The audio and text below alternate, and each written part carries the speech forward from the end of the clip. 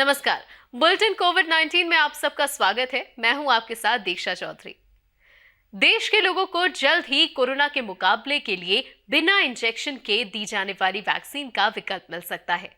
देश की पहली नाक से दी जाने वाली कोरोना वैक्सीन को दूसरे चरण के क्लिनिकल परीक्षण के लिए नियामक मंजूरी मिल गई है। ये वैक्सीन भारत बायोटेक द्वारा विकसित की जा रही है। BBV154 नाम की ये वैक्सीन देश में विकसित की जा रही पहली इंट्रानेजल वैक्सीन है।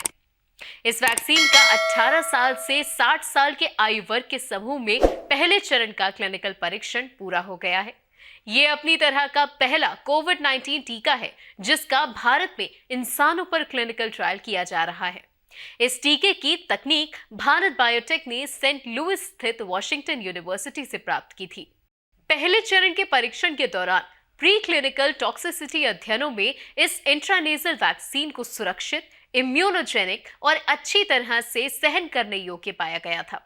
इतना ही नहीं, ये वैक्सीन जानवरों पर किए गए अध्ययन में उच्च स्तर के न्यूट्रलाइजिंग एंटीबॉडीज को प्राप्त करने में सक्षम पाई गई थी। भारत में अब तक 5 वैक्सीन को आपातकालीन इस्तेमाल की मंजूरी मिल चुकी थी। भारत सरकार द्वारा घोषित मिशन कोविड सुरक्षा के तहत जैव प्रौद्योगिकी विभाग और जैव प्रौद्योगिकी उद्योग अनुसंधान सहायता परिषद यानी BIRAC ने स्वदेशी कोविड टीकों के विकास और उत्पादन में तेजी लाने के लिए और आत्मनिर्भर भारत 3.0 के अंतर्गत कोवैक्सीन की उत्पादन क्षमता बढ़ाने के लिए एक परियोजना शुरू की है। कोवैक्सीन का उत्पादन भारत बायोटेक के द्वारा किया जा रहा है। हैदराबाद स्थित सार्वजनिक उपक्रम इंडियन इम्यूनोलॉजिकल लिमिटेड यानी IIL को कोवैक्सीन टीके के उत्पादन में आवश्यक सामग्री की आपूर्ति भारत बायोटेक को करने के लिए केंद्रीय औषधि मानक नियंत्रण संगठन यानी CDSCO ने लोन लाइसेंस प्रदान किया है। टीके में इस्तेमाल होने वाली सामग्री का उत्पादन IIL के संयंत्र से होगा। हैदराबाद स्थित IIL पहला संयंत्र है जिसे केंद्रीय औषधि मानक नियंत्रण संगठन से कोवैक्सीन बनाने में इस्तेमाल की जाने वाली सामग्री की आपूर्ति करने का लोन लाइसेंस मिला है।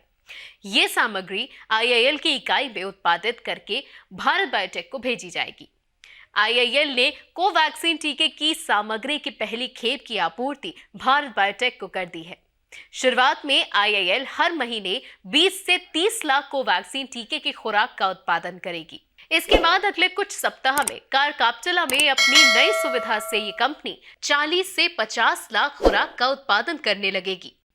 सरकार के मुताबिक इससे कोवैक्सीन का उत्पादन बढ़ाने और देश में टीकाकरण अभियान को और भी तेजी प्रदान करने में मदद मिलेगी। ICMR national institute of virology Pune की निदेशक प्रोफेसर प्रिया अब्राहम के मुताबिक देश में बच्चों के लिए वैक्सीन सितंबर महीने के आखिर तक आने की उम्मीद है। प्रिया अब्राहम ने ये बात इंडिया साइंस चैनल के खास कार्यक्रम कोरोना को हराना है में बातचीत के दौरान कही।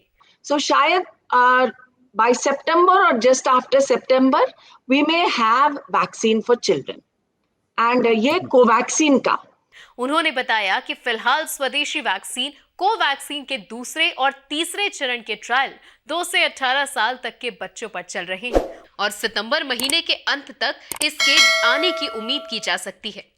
इसके अलावा जाइडस कैडिला की वैक्सीन का ट्रायल भी चल रहा है जो बच्चों के लिए उपलब्ध होगी।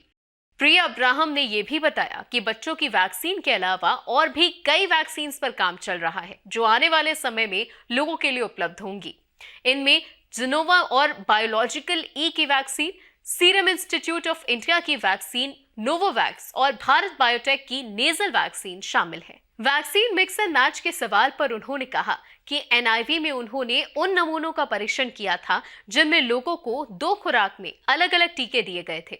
हालांकि ऐसा अनजाने में हुआ था, लेकिन जिन लोगों को ये टीके दिए गए वो सुरक्षित थे और उनके ऊपर कोई भी प्रतिकूल प्रभाव नहीं देखा गया और उनमें रोग से लड़ने की क्षमता थोड़ी बेहतर थी। हालांकि वैक्सीन मिक्स एंड मैच को लेकर के स्टडीज अभी चल रही हैं। आज के इस अंक में बस इतना ही। बुलेटिन कोविड-19 के अगले अंक में हम फिर हाजिर होंगे। हमें दीजिए इजाजत। नमस्कार।